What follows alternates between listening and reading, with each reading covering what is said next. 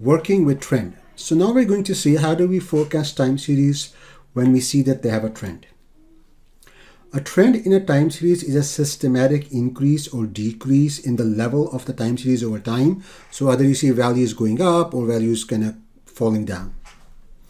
And if we can estimate the trend component, we can improve our forecast because the trend kind of tells us the rate of change. So if they're going up by a certain rate, we can more accurately predict the future by making our forecast go up by the same rate. If the data exhibits trend, you cannot use simple exponential smoothing because it will be biased. It will always forecast something too low because it doesn't expect there to be a trend. And the method does not try to estimate the trend. So what do? Usually we can go for two promising methods. We can use regression, or we can use double exponential smoothing, which is called the Holtz method. And I'm going to show you both of them. And we can also try to use exponential smoothing by trying to incorporate trend using a workaround. It doesn't work as well as the Holtz method or regression, but I'll show you that as well. Because this is a component, or this is something that's done in ARIMA models as well that you may study in an advanced course. So we'll cover this as well. But to actually make the forecast, you either use the Holtz method or regression. So let's see what we do. With regression, what you're trying to do is these black points are your data over time. So the point right here is your Y1, the first data value, then your Y2, Y3, Y4, Y5, and so on. And we try to find the best fitting line with regression. Regression can find the equation of a line which minimizes the deviations of this line of the actual data points, because the deviation of this red line are the errors or the residuals, and we try to minimize them. Okay.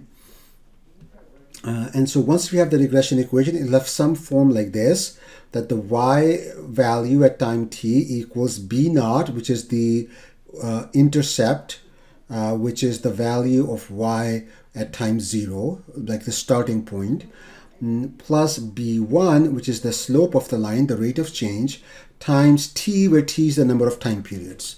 So at time 10, the value of y will be the constant or the starting point plus the rate of change times 10, because you've had 10 changes. And so once we fit this equation, we find this equation with regression, we can put in future values of t. So let's say our data stops at t equals 15. We could plug in t equals 16 here to get a y of 16, a projected value. We project the red line forward into the future by using this equation. And we can do that in Excel, and I will show you how to do that in Excel as well. Okay, then the second method we're going to do, which is not recommended to use for actual forecasting, but it's just to show you the logic, and this can be a piece of a larger method in some cases.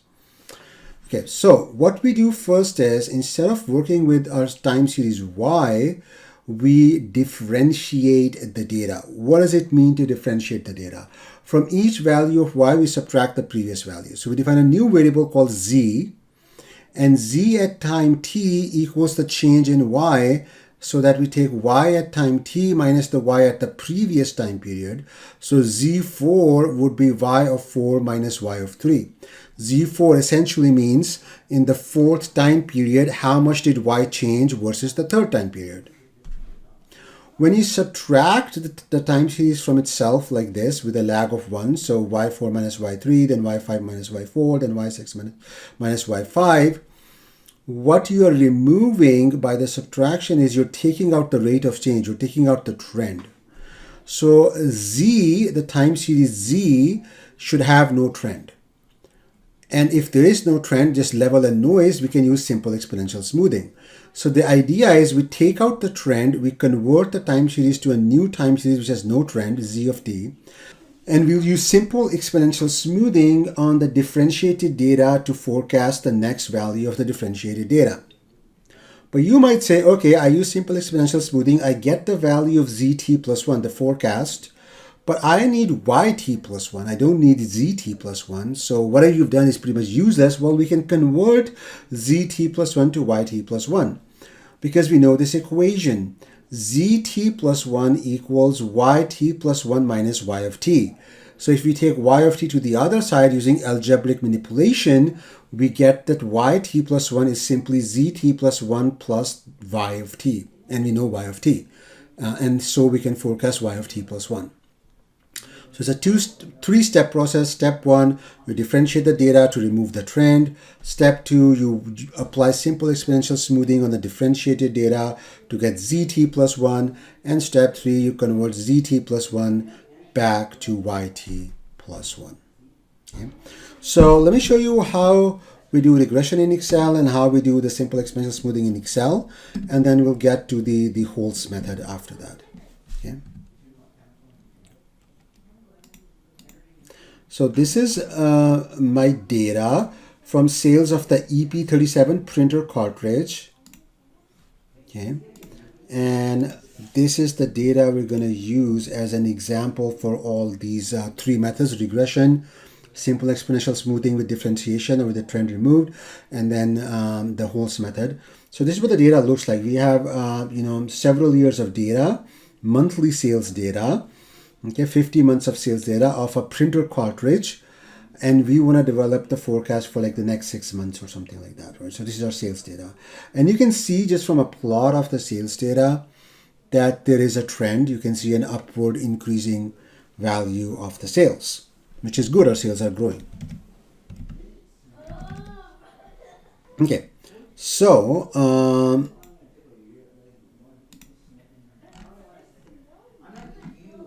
this is actual yt. These are the values of our time series variable y.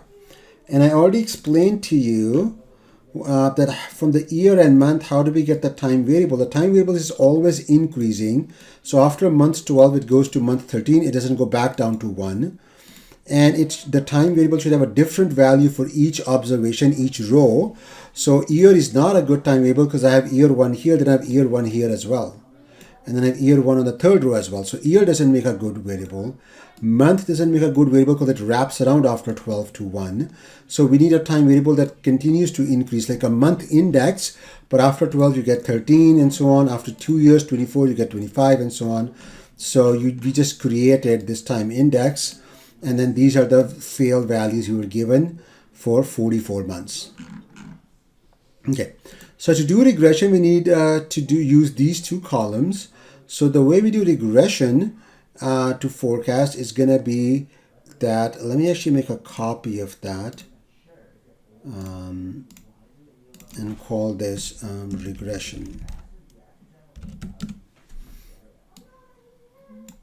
Okay, so we can delete this. We don't need this stuff here. Okay, so this is our data, the time and then the values of y. Okay, and we don't need this formula.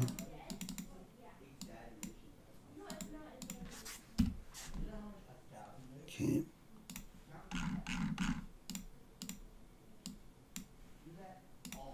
Okay, so how do we do regression on this to do our forecasting?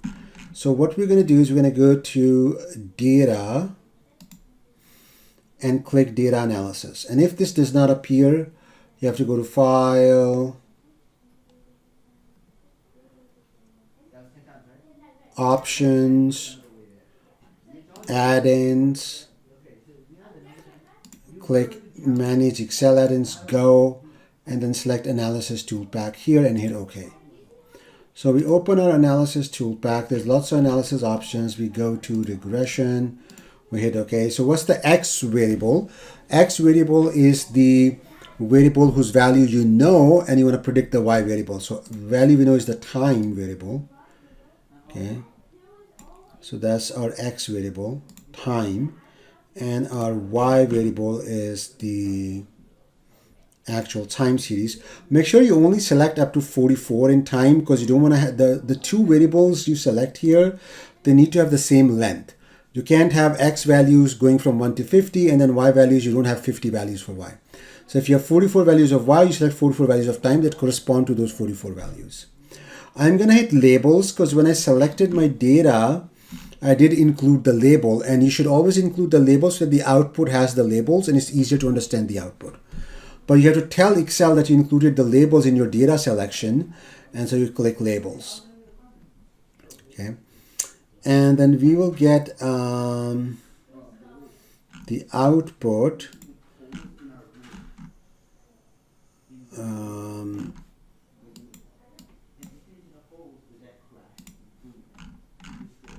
We want the output to go somewhere here.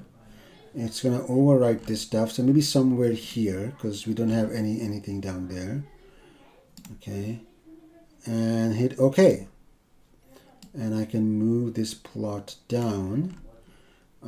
This is my regression output. Okay, so I am going to shade it a little bit, just so I can tell.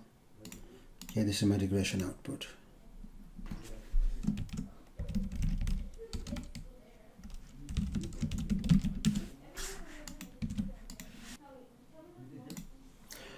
Okay, so the mistake I made was I thought the first one is the X range, whereas the first one is the Y range. So I just have to swap them. So the C needs to go down, because this is the X range, the time values in column C, and column D is the actual Y values. Okay. And now we get a more believable equation. Let me color this. Okay. And so my forecast is going to be minus 85 plus 50 times the time. Okay. So it's negative for time 1. Which is incorrect. This should not be negative, but my equation is trying to fit these high values with a high steep slope, so it just turned out to have a negative intercept. Okay, but as you go to time 2 and on, the values are positive.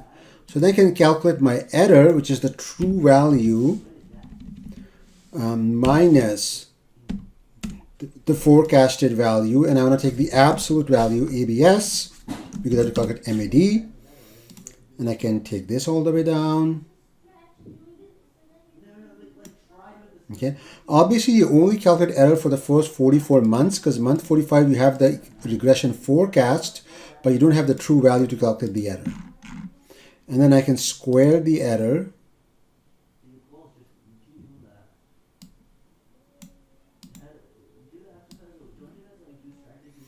For my MSE calculation. And then my MAD is simply the average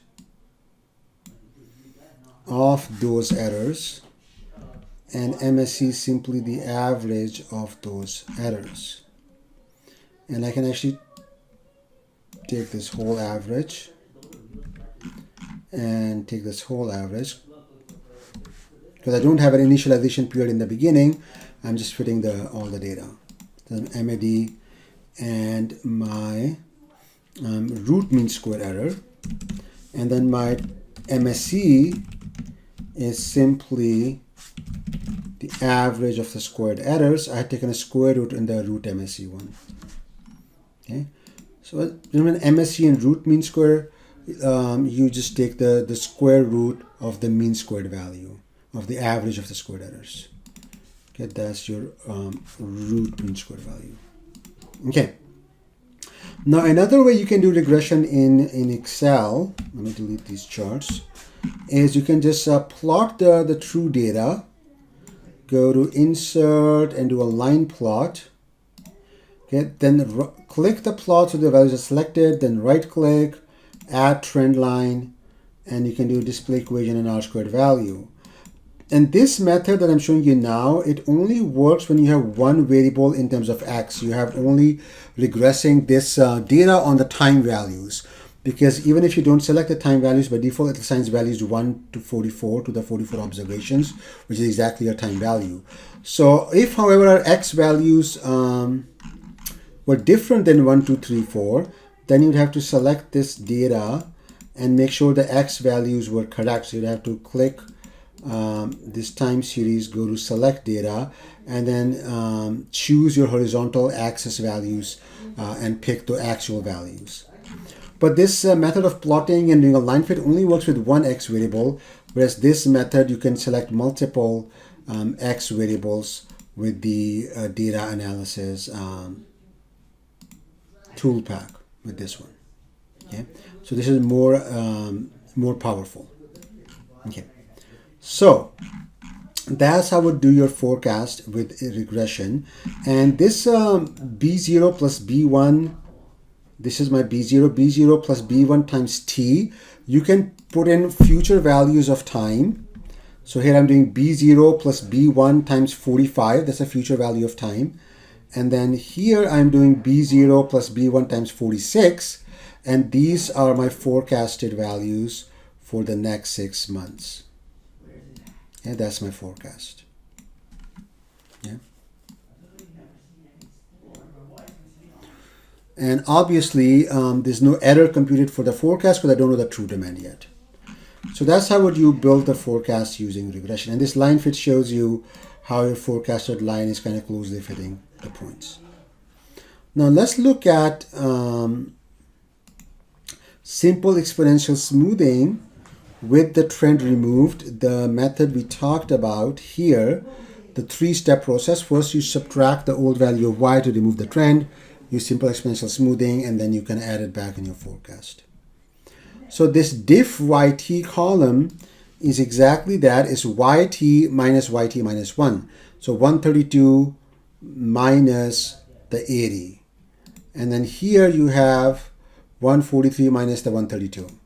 So these values here should not have any trend. You can actually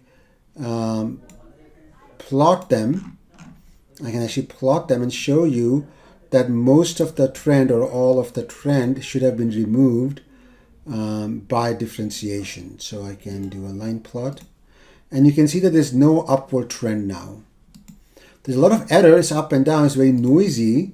Okay, but notice the scale is different. It's in the hundreds, whereas the true sales are in the thousands. So if you were to set the same scale, you'll see that there is noise, but it's not like nothing that crazy. So if I go to this axis,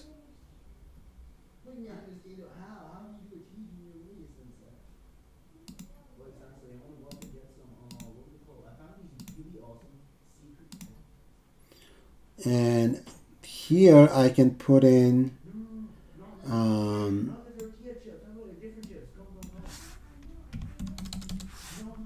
minus 1000 to 2000, and then you'll see the kind of like on the original axis 0 to 2000, the noise is not that much. The trend has been removed. It's flat. Okay, that's the ZT that we have plotted. So this is ZT, which is equal to YT minus 1, the differentiated time series. Now that this series has no trend, I can actually do simple exponential smoothing. So I can do simple exponential smoothing here. Okay. And if you look at the formula, this is the naive forecast. Okay, so I have to initialize it first. I can't use 80 because that's in the original units. I have to work on ZT, which is this. And then from the second one on, I use alpha of 0.002. And I'm doing this sort of exponential smoothing formula that we've talked about before. Okay. Okay. So we can actually plot the smoothed line on the same plot. I'm going to select data and we add series name exponential smoothing of ZT, and then the values.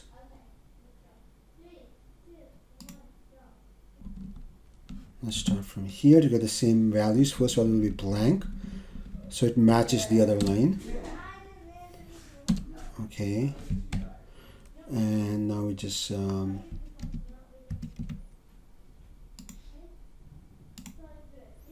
so you can see that's the smoothed line.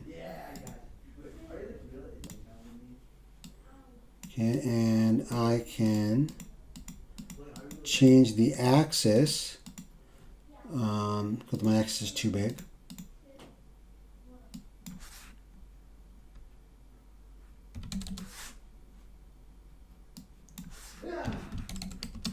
To show you that smoothing is happening, I'm smoothing out the noise. Because alpha is so small, it's doing a lot of smoothing. Let me make the alpha like 0.01 or 0.1. And you can see it goes up and down a little bit. Let's make it like 0.2 maybe. Right, so it's smoothing out the noise. So this is my Z of t. Okay. Exponentially smoothed. And this difference of yt, this is zt, which is the yt differentiated. And this is my exponentially smoothed zt, which is my forecast. That's going to give me my forecast. So the next value is going to be the same exponential smoothing formula, and then just repeat that value for the next 6 months. Now to get back to the forecast of yt plus 1 given zt, okay, the formula we had was that zt, you add the previous value of y. Okay, so to get the forecast, take a value of zt, you add the previous value of y, and you get the forecast or yt plus 1. So we apply this formula, and we take this value of zt, we take the previous value of y, we get 2121, right? And then we just take the previous forecast zt and then the previous forecast as our value of y, because we don't know the true value, and then we can project it into the future. Okay, then we can calculate, this is our forecast, we can calculate our error as the true value minus the forecast, absolute error, the squared error. Okay, and then we calculate the MAD, and we can calculate the root mean square, MSE square rooted, and we can, in this we can also calculate MSE, so it's just the average of the squared error. Okay.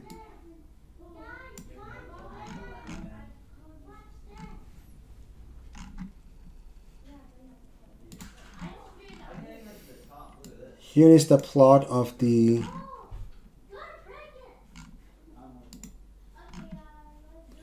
original data versus the forecast. So you can see that the forecast now has a trend. Even though I'm using simple exponential smoothing, my forecast now does have a trend because of this 3-step method that I used, where I did ZT, then I found ZT by differentiating Y, then I used simple exponential smoothing on ZT, then I converted ZT back to YT. So this whole method does seem to work. If you compare the MAD of 81 and you look at regression, regression did get a smaller mean absolute deviation, so regression seems to have done better. And then if you look at our next 6 months, MAD with regression of 53, really good on the next 6 months.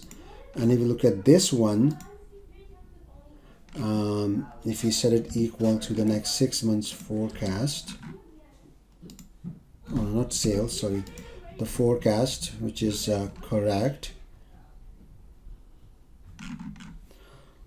we get MAD of 71, so regression got a lower MAD for the next 6 months as well. Okay. So this method is not usually used. We use regression, or we use Holt's method, which I'm going to cover next. But this is important to know how you can take out the trend by differentiation, because this is a small part of some of the more advanced methods where you do differentiation, like in ARIMA methods. Okay, so it's useful to know that we can remove the trend, do our forecast, and then add the trend kind of back in at the end, and kind of work with simple exponential smoothing and make it handle a trend. Okay, let's look at the Holt's method. Holt's method is like simple exponential smoothing, but it doesn't apply simple exponential smoothing to the original data, YT. It applies simple exponential smoothing to each component of YT. And YT, when you times it trend has two components, level, the current level, and then the trend, which is the rate of change. Okay, so we're going to model Y of t as being composed of two components, the current level L, the trend, and actually noise as well, and then the remaining part is going to be noise. So three components, L, level, T, trend, and noise. And we're going to estimate level and trend for each time period. And for these values of L and T that we estimate, we're going to smooth those values to average out the noise so we can get a more reliable forecast. Because we have two components, you need two smoothing constants. Before in simple exponential smoothing, we only had alpha because we were just smoothing the level. Now we'll have alpha to smooth the level and beta to smooth the trend. And then once we are done, then we can make forecasts by taking the most recent level and adding 1 times the trend to go to the next time period. And if you want to go 2 time periods into the future, you take the most recent level that we estimated plus 2 times the trend because you do 2 changes and so on. Okay, so let me show you the equations and how to do it in Excel. So this Excel sheet with the Holt's method has the equations. You can just see from the plot that this yellow line is actually doing a better job than this one because this one is more noisy. It's trying to track the blue very close, but it's kind of like a year behind. It's not smoothing out these peaks. It's trying to fit the random noise. Whereas this one is, the yellow one is a lot more smoother and it's doing a good job. And if you look at the MAD, that is 63, where here was 81. So we also get a smaller error with the Holt's method than the simple exponential smoothing. Okay. So what do? We have, this is our data.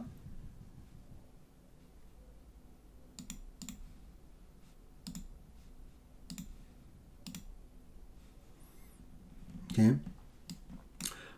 Time, and then the actual values of Y.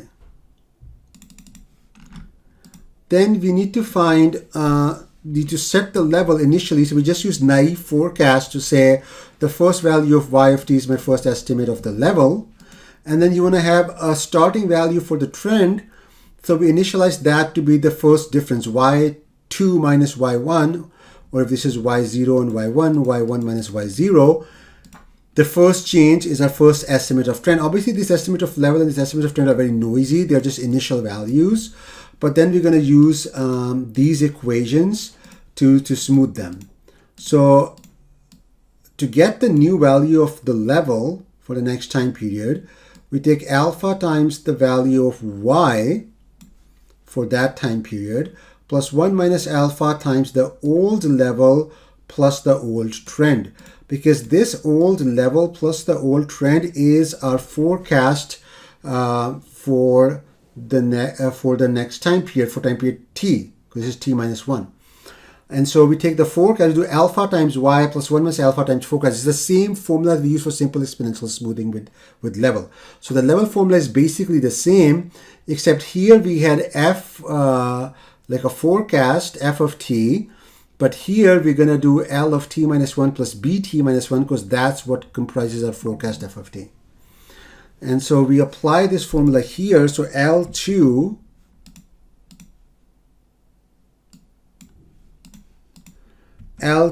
is going to equal alpha times y of 2, which is here 132, plus 1 minus alpha times the previous level, which is here 80, plus the previous trend, which is 52.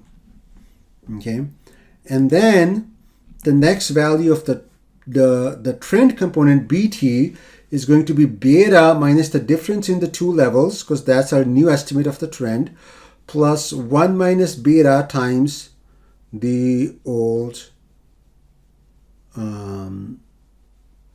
value of the trend, which is here 52. So we apply this equation, and so we keep tracking LT and B of t all the way down. Now to develop our forecast at any point in time is just the previous level plus trend. So forecast at time 2 will be L1 plus B1. Forecast at time 3 will be L2 plus B2. You can't use the current value of the level and trend because they're using the current value of the demand. It's a very common mistake. Students will say, oh, the whole forecast should be level plus trend. So they add this value plus this value. Okay, that's incorrect because these values are using the 143. They already know the actual demand. So why are you forecasting if you know the actual demand? Your forecast must always use the older values and not the values here which have been developed based on this value of y. These are just to be a basis for the next forecast. So these will show up in this forecast. Okay. So this is your whole forecast. This is that plotted. These are errors computed the same way. Alpha, beta you can control from here. These are the smoothing constants. Okay. Usually the trend is not changing that fast. So the beta is usually small, and alpha can be, you can play around with it till you get a small error value. Okay.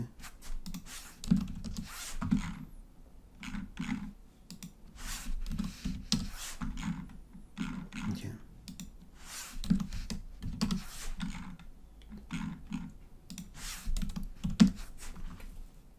So that's how we use the Holtz method. The equations are here. And how you use the equations in Excel, everything is shown to you in this Excel sheet. Now to forecast in the future, so one time period into the future is just the old level plus trend. But when you forecast 2 time periods into the future, t plus 2, you multiply the trend by 2. So this will be 2 times the trend plus the level. And then 3 time periods into the future will be 3 times the trend plus the level, and so on.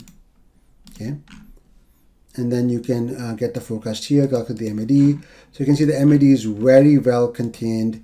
It's smaller than this one. And it kind of is similar to regression, a little bit more than regression, but similar to regression. And this is a very preferred method to forecast time series with trend. Well, what about regression? What's wrong with regression? Well, if you go back to this data set we saw, where the trend changes.